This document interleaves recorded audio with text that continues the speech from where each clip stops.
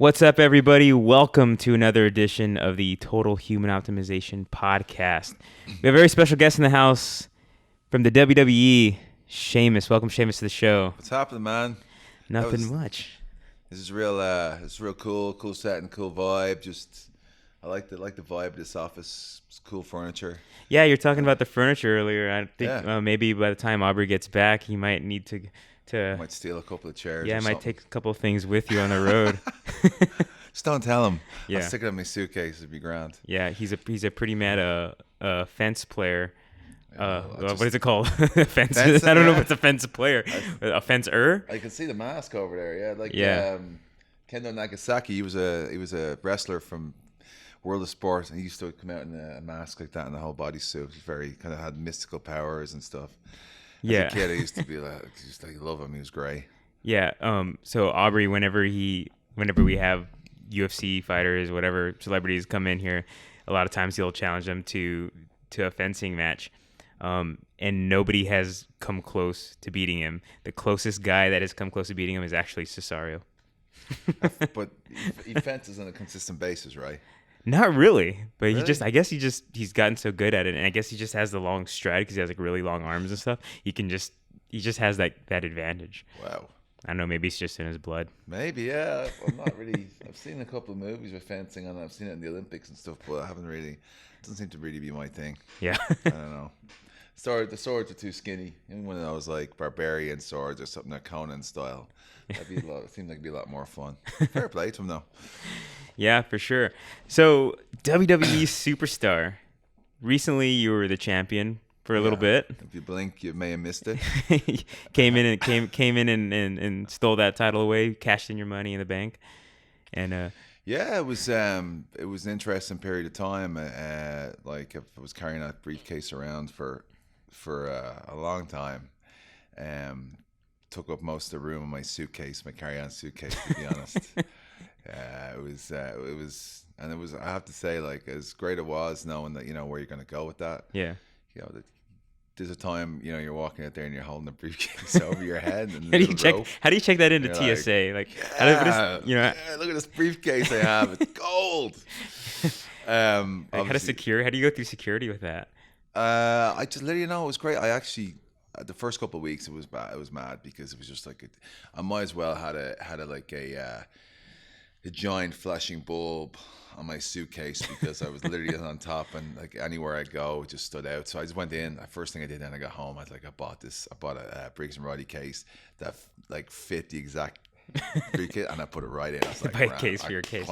because I saw Seth and Dolph and all the past carry those things on the plane. I was like, no, I'm not doing that. So I just I put it inside the carry-on, which just meant then my check-in bag weighed about like 6 tons. So because you know what I mean. But that was grand. Like I knew where it was going. I was relief when I got to cash it in at Atlanta for Survivor Series. It was a cool moment.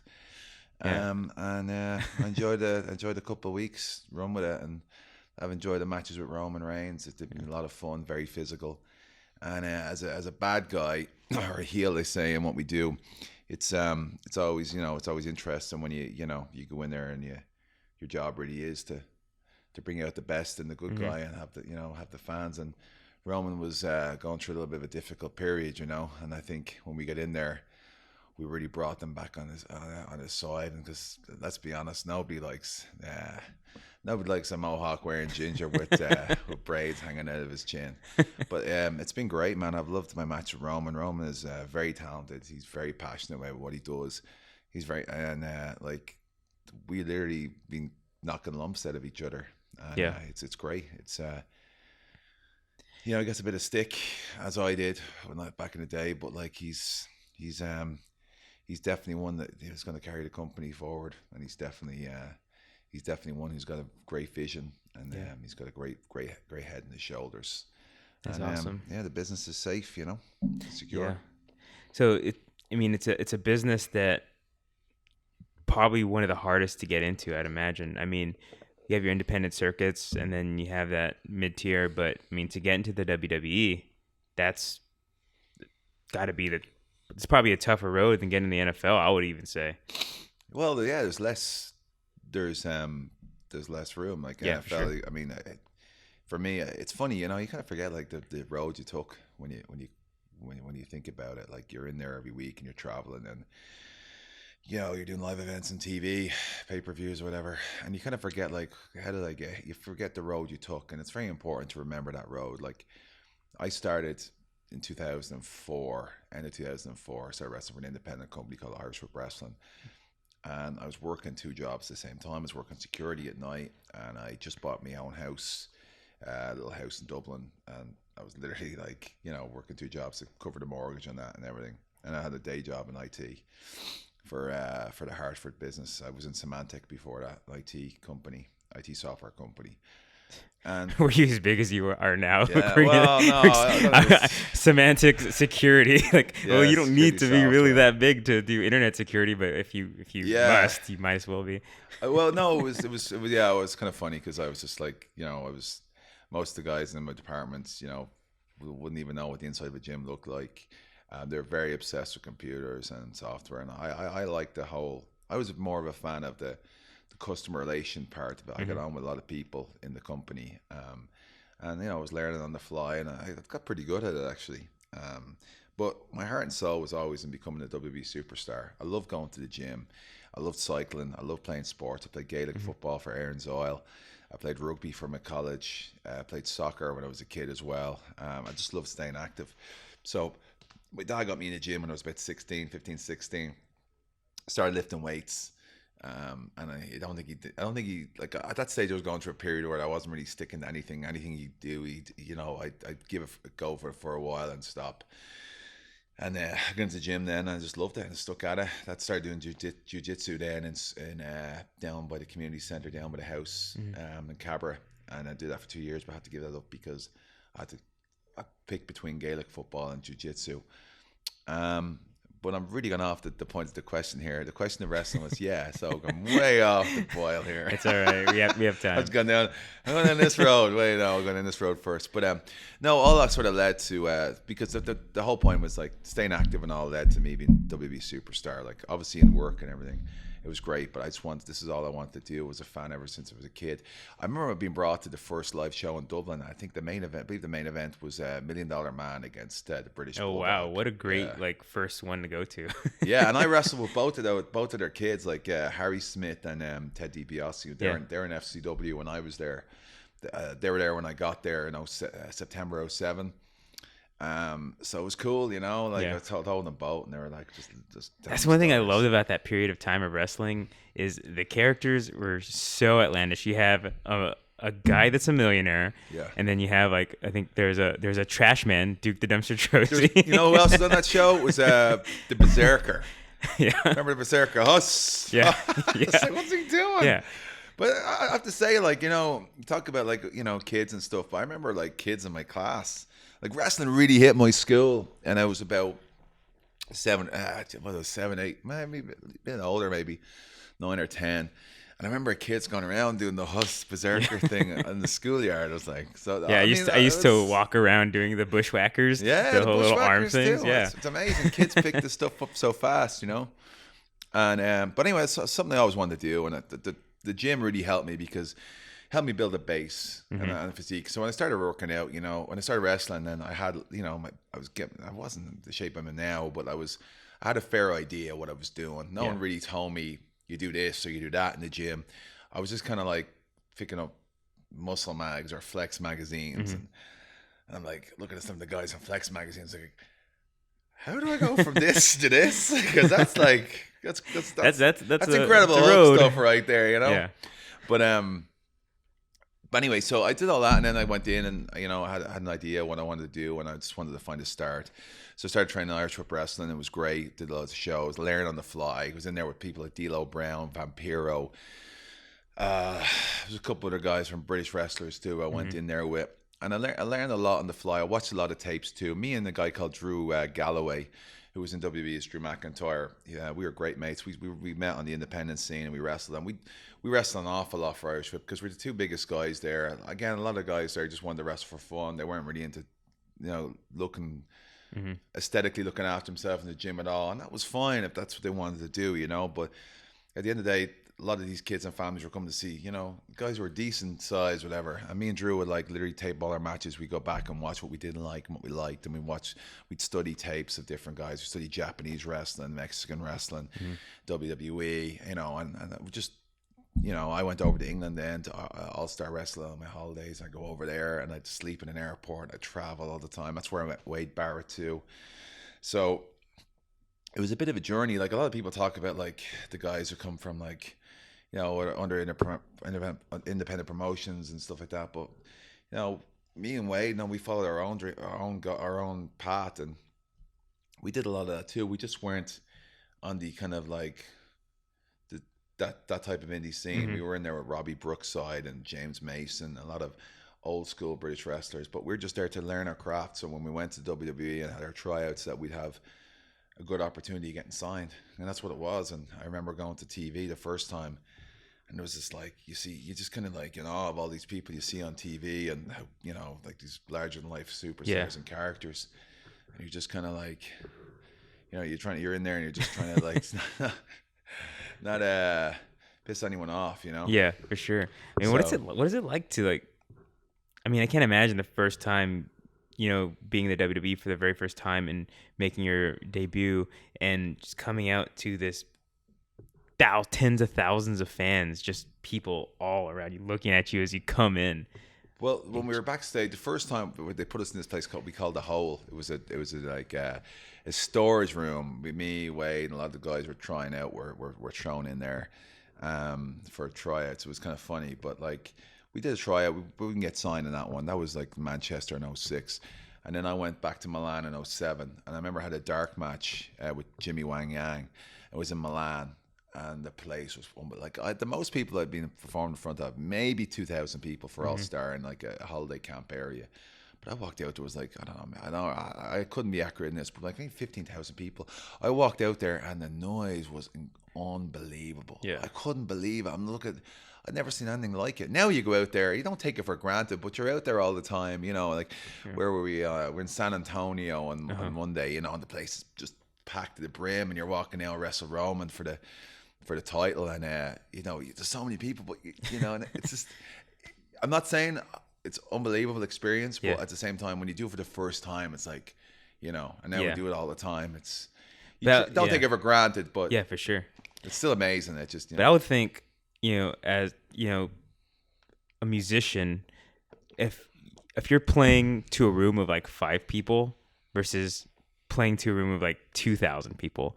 I would say playing to the room of 5 people is way more like, makes you like really nervous and scared, and it gives you butterflies than playing to that crowd. So that's a good point. Yeah. Actually, believe it or not, I remember talking to Daniel Bryan, and he worked a place, I think it was Chelsea in South England, and I think he wrestled a show to I don't know who he wrestled over there, but I think he wrestled in front of 2 people in this hall in Chelsea for All-Star. They did this during the summer. They do this small little resort.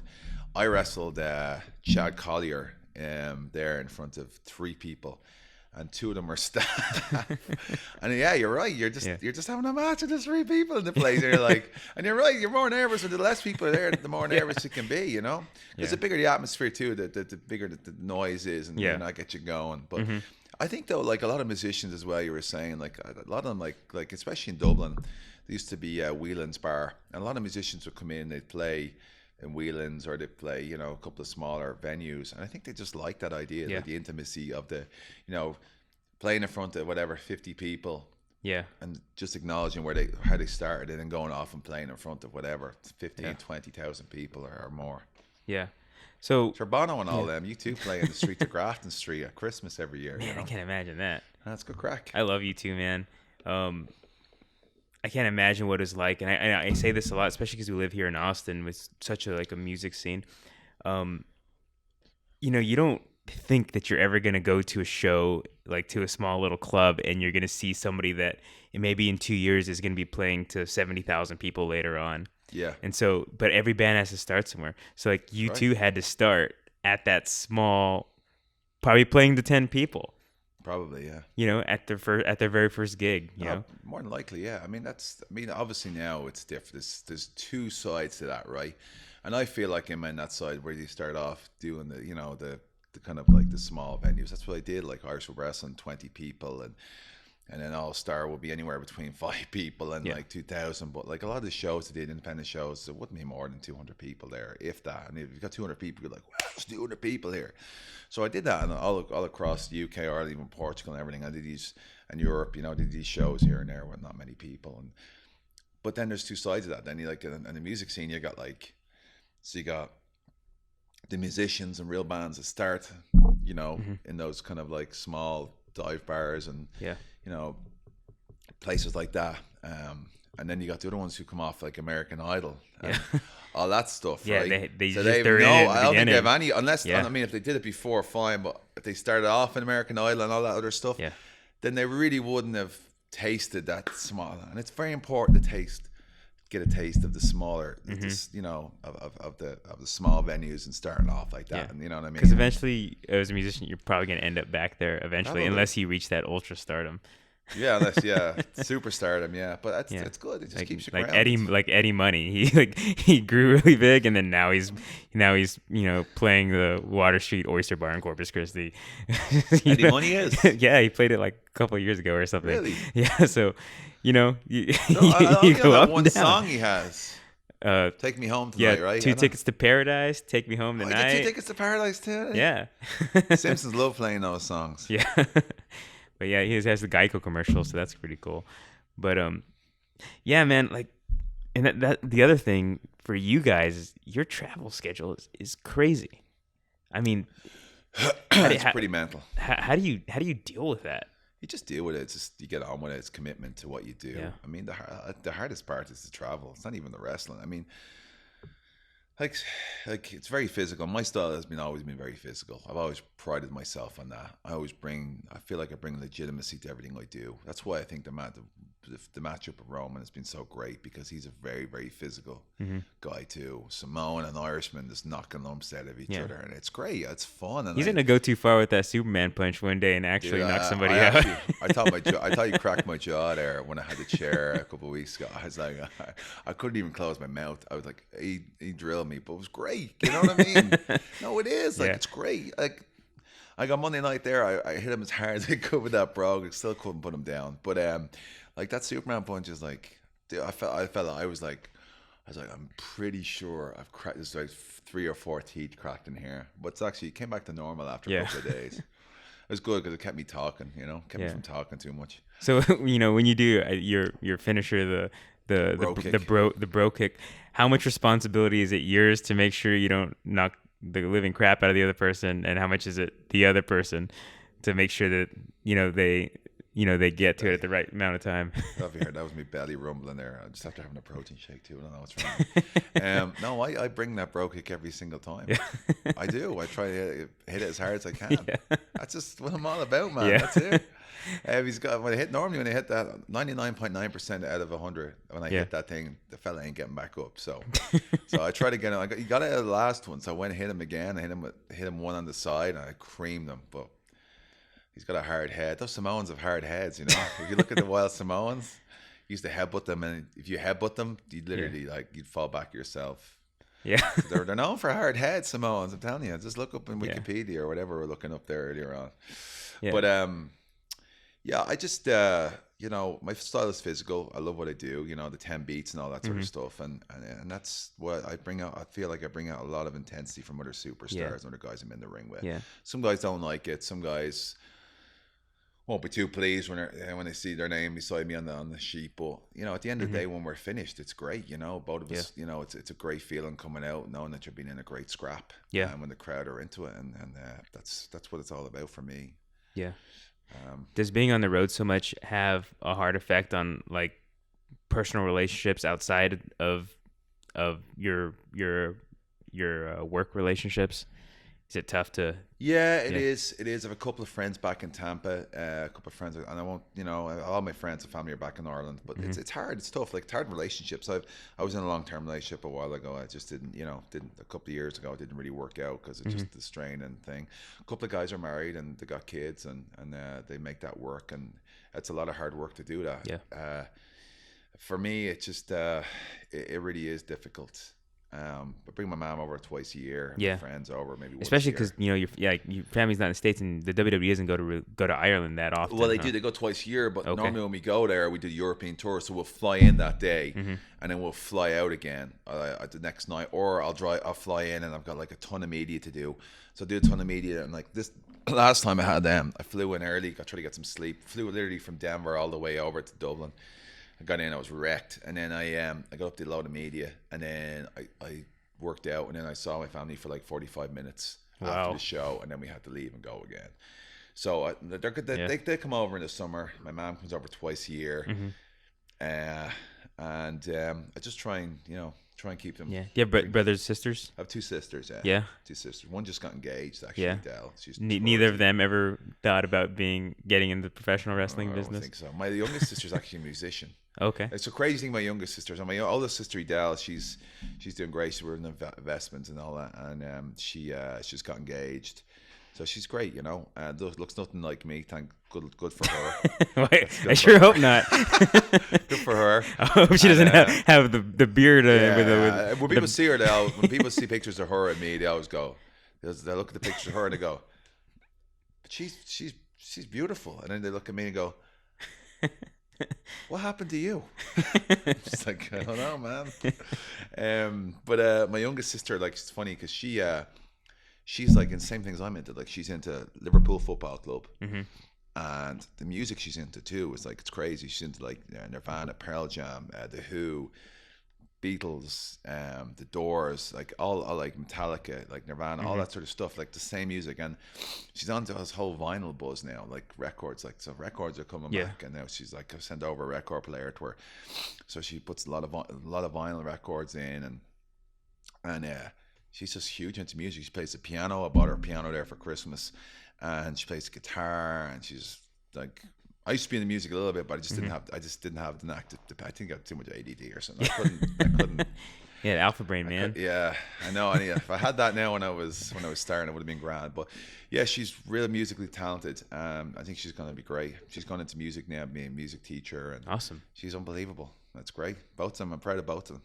Yeah. So in the normal world of WWE, you're considered a heel. When you go to Ireland, is it the opposite there?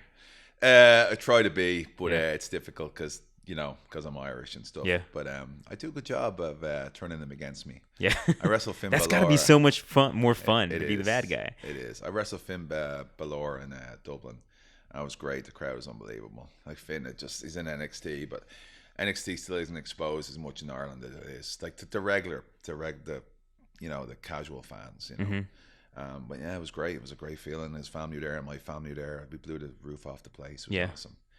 But yeah, it's great. I have a lot of fun doing what I do. Yeah. The travel wise can be mental. Like just before Christmas, we went from Tampa to LA to Winnipeg, Canada to Minneapolis, and then drove to Des Moines. Yeah. And then at Christmas time, he went from Tampa to Detroit, Chicago, Brooklyn, DC to Baltimore. Yeah. So it can be a bit mad, but it's a lot of fun. I enjoy what I do, and the best part of me is when my music hits and I get a chance to perform in the ring. That's the funnest part for me. Do you have trouble being left alone when you travel? I mean, because you're kind of hard to miss. Yeah. I mean, it must be a lot of saying hello to everybody, and of course but that's the great thing about being a bad guy, you just get to be a bad guy, I'll leave all the sign-ins and photos and stuff like that to Roman Reigns and Dean Ambrose and Kalisto and those guys, and right back. For me, I'm just kids come up to me, I'll always sign autographs and stuff, for sure. But some of the adults are a bit weird, like really weird. I imagine so. Anyway, you sound like you have an example in your head. I have loads of examples. I just couldn't. I can't even describe them to you. So why are you guys always destroying the Spanish announce table? Why is it always the Spanish announce table? I don't know. I think it's not always a Spanish announce table. I think it's just become a thing. I don't. It's always been a thing where it gets destroyed. I mean, the table gets broken quite a lot. It's exciting. People love it. I haven't really destroyed it too many times, to be honest. I mean, put through. Have you been put through pedigree through it one time, and And why do they still have those like 1980s monitors on there? Like they still have those giant. We have LCD screens now. Like, why do they have those big hunky? That seems dangerous because when you guys see you guys going through that, and I see like one of those like sticking out with like a little corner or something. It's like, man, if he falls and he hits that corner, Yeah. that's gonna be some bad news. Yeah, well, I've got like a TLC. I went through a ladder, went through a table, got hit below the chairs, got thrown into the place. That seemed a lot more dangerous than monitors, but I don't know about the monitor thing. I think it's cool to have a bit of nostalgia there. Like if you look back in '97 or when Mick Foley went, or was it Mick Foley or The Hell in the Cell. Sean? No, it was one before the Hell in the Cell when I think someone got pushed off. It was Brett and Diesel. Okay. So Diesel knocked Brett off, and Brett went flying and went through the table. It was like just like a normal table with the two monitors on top. There's nothing fancy about it, and broke it. That was the first kind of time I think that broke that table, you know. But it's changed a lot, but it's a lot more jazzed up now. But I think it's cool to have that type of vibe, you know. Yeah, I like it. I like it. Don't have everything too modern. I love the old school Raws. I haven't done one in a while, but when they have that, they have like the scaffolding thing around the ring and the black drape over them. Yeah. And the entrance is all like it's retro. It's cool. I like it. It's a cool vibe, you know. So what's the most dangerous match in the WWE? Is it ladders? You know what, man? There's no like, everything. Anytime you get in that ring, you can get hurt. And that's the thing. Like, I mean, Seth obviously blew his knee out in just a regular match with Kane. And it wasn't even, you know, it wasn't. It was. He was. I think it was just flipping over, right? Yeah. Yeah, and just a bad land, huh? His knee went, you know. It's like anything can, you know. Sometimes like a normal match can be, because when you're in those type of matches, those cage matches and ladder matches, you know, you're kind of mentally prepared for things to happen, or you know, and stuff go, you know, like cage matches. You're in the mindset of that type of match and what's happening. So it's like, you know, you're kind of a bit more prepared maybe. Whereas a normal match, you know, it's just, you know, you're just going out there and getting involved, and I said anything can happen. You just have to. You know, you have to take care of yourself. Like I stretch all the time. Ever since I came on the road, my flexibility has just improved like tenfold. You know, my workouts now as well. I work with a guy called Rob McIntyre. He's my personal trainer, and I've gone from just doing normal, regular bodybuilding stuff to a lot more multifunctional training. Like I never really did deadlifts and front squats and push press and pause squats and sleigh pulls and pushes and, you know, kettlebell swings and all that sort of stuff. I did a lot more like basic stuff, and you know, even some of the bench stuff we do with bench bands and close grip bench press with like bands in them too, like a lot more, you know what I mean? And it's just my training has just improved so much, and it's really helped me. Like when I tore my shoulder when I went through the ladder in 2013, it was terrible in one way, but it was also a great way for my training, because I went back and I restarted, and I built a lot more stability around my shoulders and knee, like legs, and stuff that was off that I kind of like neglected, and you know, I was catching up. I was able to start from scratch. It's like basically like taking a whiteboard, just wiping it clean and just starting from scratch again. It was kind of a humbling experience too, but it definitely helped me. And like with training wise and stuff, it's so important for what we do. First of all, aesthetically, for how you look, because people want to come to shows. They want to see guys who look in shape, who look larger than life, and you know, who don't look like regular people. Obviously, there's a mix of everybody in there. Like you got one side there, you got Kevin Owens, looks the way he is, but that makes Kevin Owens special. You know what I mean? And Kalisto, a smaller guy, and Neville. So you got so many, you know, Big Show and Mark Henry and guys like this. So it's good to have, you know, Dean Ambrose with the vest on. You know what I mean? The jeans. It's good to have that dynamic, because then not everyone's the same. Like at one stage, I think in the 2000s when I started, everyone was in tights. Yeah, everybody had the same trunks on, just different color, maybe the same color. Head or long hair, you know what I mean? Tattoo here or whatever. So there's a good dynamic there now. It's good the way the fact it's like there's so many different types of looks and stuff, which is good. But I find it aesthetically anyway for me, especially with no tan. I need to try and be the best shape possibly can, because what was it Arn Anderson used to say? Tan fat is better than white fat. So I got to make sure I'm in the best shape I can. And also with Rob, like he has this app called Mogy, MOGY, and it's changed everything for me, because before I used to go around with the notepad and I take down the workouts and write down. Now this app is like literally has like the 4-day workouts. You go online on your app on your iPhone. You basically it has your previous week, and then what your like, and you can go in and change things for you. Yeah, you can change things, and like it keeps a record right there. Like, okay, what did I squat 2 weeks ago? What did I squat last week? Okay, so you know what I mean. So you can keep building, make slow progress with your strength. And there's also little videos in there. So like you put something, new in there. It's like you're not sure what it is. To press the video, and there's a video example of what the exercise is. So it's changed everything for me too. And also, of course, with for the longest time, I was using a lot of different supplements, a lot of different ways and stuff. But the biggest thing for me, I feel like as well, is that hemp protein that you guys have, the onnit protein. I live for that stuff, man. It's great. And the greens as well. I mean, I have about 2-3 protein shakes a day with the hemp protein, almond milk, blueberries, and that greens. The what's it called again? The greens? They're Earth Grown Nutrients. Earth Green, yeah, the EGN. Yeah, EGN. I like what you got all the EGN and the CMP and the whatever it is, TPC and a lot of people, are pretty like regimented towards their like whey protein, and they never like really try hemp protein. I know some people are like a little nervous to try hemp protein, like Stone Cold Steve Austin being the way he is. He was like, we don't do that kind of stuff. Hemp protein, that's for the wacky tobacco. you know what I'm talking about? Yeah, well, I was the same though. Like the first, Titus was the one who told me to contact you guys. And I had the first time I came to the facility was last time we were in town.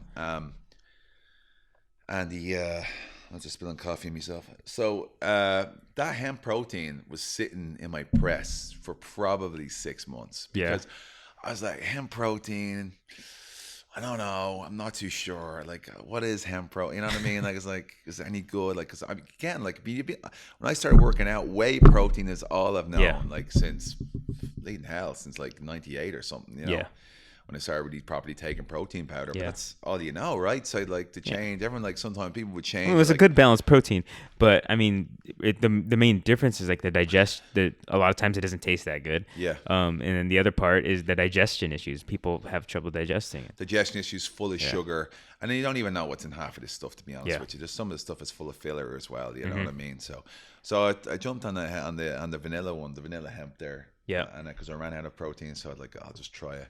And I was hooked right away. To me, it's like, that's all I take now. I won't take the other way stuff. Yeah. I'll try not to, Yeah. No, it's great. Yeah, it's actually like delicious.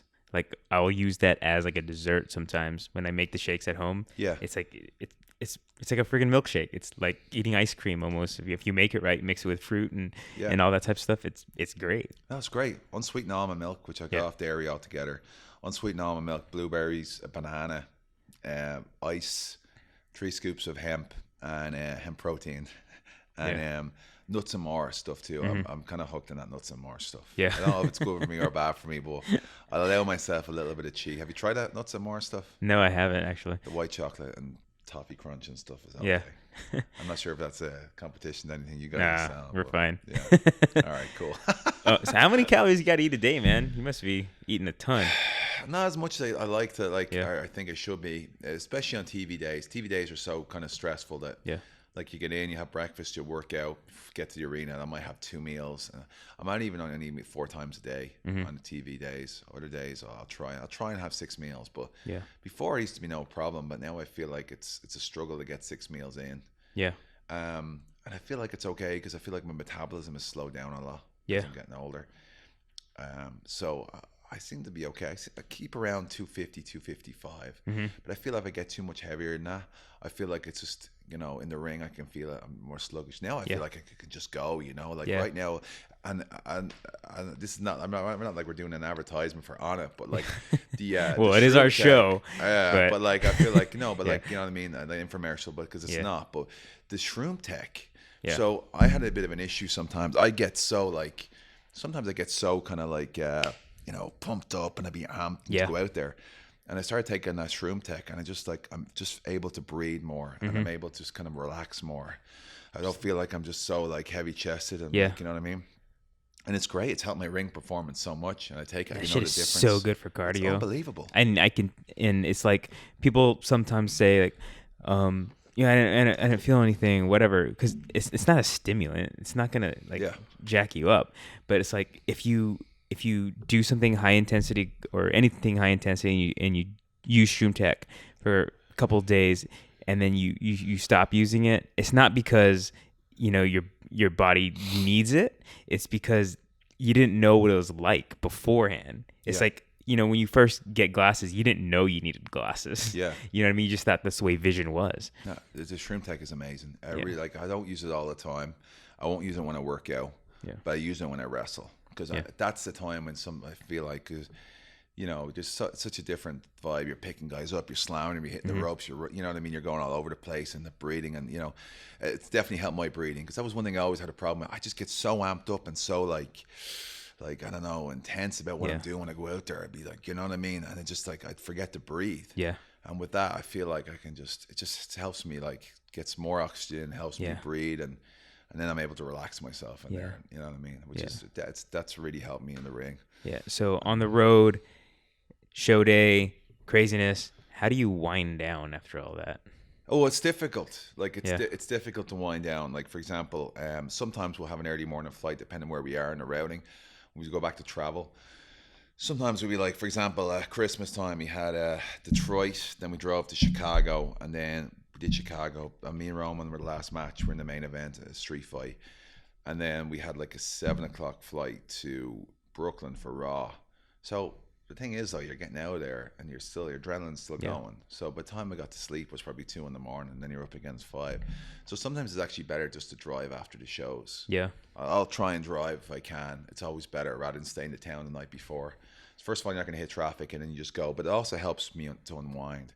I'll try not to touch coffee after a show, which is kind of hit and miss because you've got a long drive. It kind of sucks. But like that way, then I know when I get to the hotel or whatever time, 3 in the morning or 4 in the morning, whatever, 2, 3, 4 in the morning, I know I'll be able to sleep. Whereas if I take a load of coffee, more or less of the time, it was a rookie mistake when it first started. I literally take the coffee, I'd be still hanging, and as soon as I get to the hotel, boom, I'd be like wide awake, just sitting there going, balls. Damn it. Yeah. You know what I mean? Yeah. So it's a lot of fun. I'm having a lot of fun. There's a lot to it. A lot of travel. Travel can be tough, but it's worth it. It's definitely harder than being in the ring. Yeah. As physical in the ring is.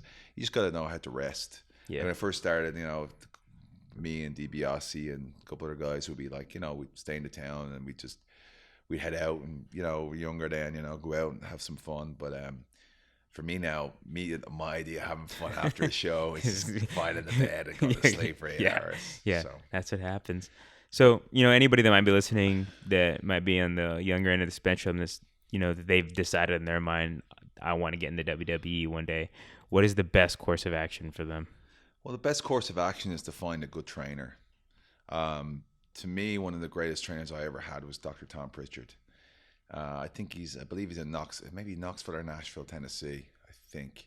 I know he's back in Tennessee anyway, but he's an incredible trainer. He taught me so much. I know an awful lot to him, because he really helped me set things in my head right, He's very passionate about the business. He's very passionate about, wrestling, and if you're willing to learn, and you can learn an awful lot of him. I mean, like, his track record is unbelievable. All the guys you see who came up about 2009, like, Kofi, me, Ted DiBiase. There's a lot of guys who've come and gone. Like, I know Edge, Christian. I think he worked with The Rock too. Maybe a lot. Like, his track record is second to none, and he's just a phenomenal trainer. So he's a great guy, but you have to find a good trainer, good school, and no real excuses if you're in America. Because if you're in America, for me, it was harder in Dublin because we didn't have any good trainers. I had to go to the UK a lot. But if you're in America, it's not training. I know you might have to go if you're in New York and you want to get down to see Dr. Tom, or you want to find a good school. You can, you're in the country. I know it's a good way, but you can make that travel. And it's all about sacrifice. It's all about figuring out, am I willing to sacrifice or make the sacrifice and make the commitment, or put in the commitment and put in the effort and do everything I can to get to where I want to be. Like for me, that's all it was. Like Yeah. I gave up a social life for years. My friends would be going out the weekends. I wouldn't be going because I'd be working to make money to pay Tough for part to to go do. wrestling. Yeah. So it's and you know, people look at me like, you're mad. Your youth is going. You know, you're not enjoying yourself. You're always working. I was like, yeah, I'm always working because I know where I want to go. Yeah. But they didn't understand. But then when it happened, I was like, oh wow, I should have done that, or you know what I mean. And that's what it's about. It's about having focus, being committed to what you want to do and what you want to achieve, and not making excuses. You know, not making excuses why you can't do it, why you're not able to do it, and it's a very important part of it. Yeah. Because anybody can do it. There's nothing stopping anybody from doing what they want to do. Yeah. Like, there's not. Like, the only person who really stands in your way is yourself. Yeah. And you know, like, if you really truly want something and you're really willing to put everything you possibly can into it, anybody can achieve whatever they want. Yeah. We're all capable of that. It's a great thing. We are, but we're all. I did those Be a Star rallies for a while, especially when I was a good guy, and I tell a lot of kids that, you know, and I talk to a lot of kids who were bullied and stuff, and my biggest point was like, you know, you can be anything you want to be. Yeah. Like, don't let anyone tell you can't do this or can't do that. If I listened to everyone who laughed at me when I told them I want to be a WWE superstar, if I listened to all the negative thoughts, and I heard stuff behind my back being said about me, and like one guy in particular I worked with in Symantec, who I thought was a friend of mine, and I overheard him like just ripping me apart, and I was like, I'm gonna show you and show everybody else like what I can do, and I did. Yeah. And then he was a couple of years later, he's looking for autographs and pictures and stuff signed for his kids and stuff and all. And it's just, you just got to believe in yourself and don't listen to criticism. Don't listen to, because they're the people who criticize are the people who aren't willing to do the work themselves. Yeah. They're the ones who are not willing to make the extra step. Yeah. Like, I said I want to do this or want to do that, but they're just not willing to do it. Yeah. Well, like that. Yeah. So it's gonna be good. 2016 is gonna be a good year. Teenage Mutant Ninja Turtles 2 is coming out. So aren't you rock steady? You're rock steady. That's right. Yeah. So I'm excited about that. I really am excited. I was wondering why you're wearing a Teenage Mutant Ninja Turtles hat. Yeah, it's great. Yeah, I love this hat actually. It's great. It fits me well. It fits that big bean of a head. This M&M head of mine. Peanut M&M head of mine, so it fits it really well. So yeah. Plus I got a. You're a perfect rock steady actually. Yeah, perfect. Actually, Zack Ryder just sent me a picture of the new action figures for the movie as well. The rock steady. Okay. I told him they got my nose wrong. It doesn't look exactly like me. Well, shit, I didn't know you're in that, but now I'm like really looking forward to seeing it. It's fun. It was fun. The guy who was Shredder was Brian T. He was a really cool guy. And the guy who plays Bebop is hilarious, Gary Anthony Williams. Yeah. He's the funniest dude I've ever met in my life. And the whole cast and crew were amazing. Yeah. It was cool. Like, it was a great experience, and I'm looking forward to it. That's coming out in June. So, it's been a great 2015. 2016 is going to be good, but I'm enjoying everything. Nothing bad to say. No, I mean, it's been a great couple. It's great since I joined WWE in 2007. It's been a great journey, you know. Yeah, well, that's awesome, man. Well, thanks for stopping by, and I look forward to. I think the next time I'm going to try to see you guys is probably WrestleMania in Dallas. That's right. Are we not here before that? We probably are, right? Maybe. No? I don't know. I haven't checked the schedule, but yeah. But I definitely plan on trying to get to WrestleMania. That's going to be insane. That's going to be here before you know it, too. Like, I actually came back the night after WrestleMania in San Francisco or San Jose. And, I can't believe it. It's almost a year now. Yeah. And it's, like, January, we're going to be halfway through January now, you know what I mean? And now it's February, March. It's crazy how fast things go. Like, from the time I went on the roster in 2009 and ECW to now, it's just gone so fast, you know. It's been so much fun. That's what happens when you have a lot of fun, though. When you're enjoying yourself, it's like time just goes by too quickly. Yeah. Well, I'd rather that way than any other way. Yeah, right. Personally.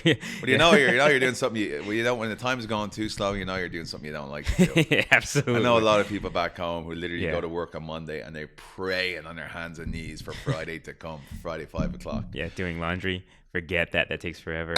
Anyway, thanks, Sheamus. Everybody, check out Sheamus on Raw, SmackDown, pay-per-views. And then Did you struggle Teenage to remember Mutant that? Huh? Did you struggle to remember that? What's that? Raw and SmackDown? Raw and Check me out, Raw, SmackDown, and USA, fella, and pay-per-views, and WrestleMania. And the Teenage whole Mutant- shebang. Me and the League of Teenage Mutant Nations. Ninja Turtles, just tearing the world apart. You know what I'm saying? Tearing it down. Yeah. Yeah. And Teenage Mutant Ninja Turtles. Oh, Part 2. They made a second. I'm not even sure I'm supposed to talk about it. But anyway, there you go. Yeah. That's how good a conversation this has been. It's going to I find think it. I might be in trouble for talking about it. No, I'm Oh, just well. joking. No, I'm only messing. Oh, well. Again, thanks a lot, And I'm everybody. going to steal a load of Onnit supplements because Orlando's such a generous guy and he didn't get me anything for Christmas. So I'm going to load up a load of Onnit supplements like you should I'm too. going to have to find some of that vanilla hemp force because we're in transition, but we might have some. Better have some, man. I'm taking one of these chairs. I'm taking one of these chairs. Okay. We don't have any. I think it's time to go before we get too crazy and end up with a kick in my face. And I'm out of coffee too. So. All right. Thanks, everybody. Take it Cheers. easy.